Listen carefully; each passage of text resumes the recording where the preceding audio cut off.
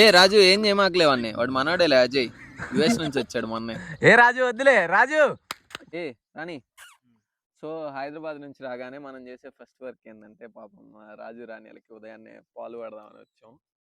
So నిన్న మంచి గాలి, ఫుల్ వర్షం వచ్చింది. నేనేమనుకున్నానంటే పగ ఎగిరిపోయిండిద్దేమో అని అనుకున్నా, కానీ మంచిగా స్ట్రాంగ్ గానే వేశారు. సో పాక అంతా బానే ఉంది. బట్ గ్రీన్ మ్యాట్ మాత్రం అక్కడక్కడ ఊడిపోయింది.